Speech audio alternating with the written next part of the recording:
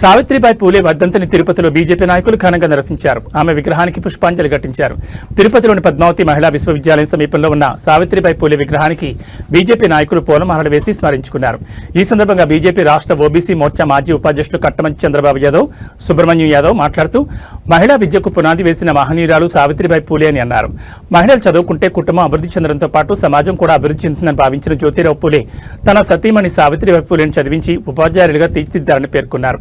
సావిత్రిబాయి పూలే అనేక మంది మహిళలకు విద్యాబోధన చేసి వారిలో చైతన్యం కలిగించారని తెలిపారు. ఆమె చేసిన కృషి వల్ల మహిళలు విద్యావంతులై సమాజ అభివృద్ధికి తోడ్పడడంతో పాటు స్వాతంత్ర పోరాటంలో కూడా పాల్గొనే స్థాయికి ఎదిగారని కొనియాడారు. దేశానికి గొప్ప సేవలు చేసిన సావిత్రిబాయి పూలేను ప్రతి భారతీయుడు స్మరించుకోవడం తమ బాధ్యతని పేర్కొన్నారు.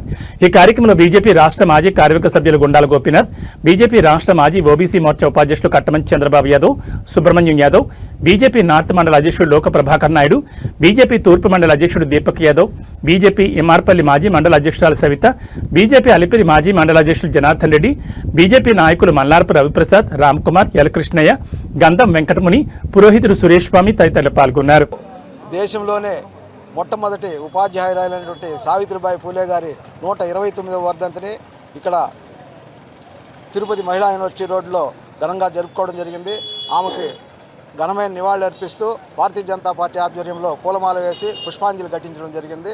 ఆమె తన భర్త అయినటువంటి మహాత్మా జ్యోతిరావు పూలే గారి ఆధ్వర్యంలో చదువు నేర్చుకుని మొట్టమొదటి ఉపాధ్యాయురాలుగా ఎదిగి ఎంతోమంది మహిళలకు, ముఖ్యంగా వితంతు బ్రాహ్మణ మహిళలకు చదువులు చెప్పించి ఎంతోమంది విద్యావంతులు చేసినటువంటి మహాతల్లి సావిత్రిబాయి పూలే గారు ఈరోజు మహిళా యూనివర్సిటీ ఎదురుగా ఆమె యొక్క విగ్రహాన్ని స్థాపించి బీసీ సంఘర్షణ సమితి ఎంతోమందికి ఆదర్శంగా నిలవాలనేసి కోరుకుంటూ తిరుపతిలోనే కాకుండా దేశవ్యాప్తంగా మహిళలు రాబోయే కాలంలో బాగా చదువుకొని ఎదగాలనే ఉద్దేశంతో ఆమె ఆశయాలకు అనుగుణంగా మహిళలందరూ నడుచుకొని విద్యావంతులై ఉపాధి పొందాలనేసి భారతీయ జనతా 29వ వర్ధంతి సందర్భంగా సావిత్రిబాయి గారు మనం తలుచుకున్నాం.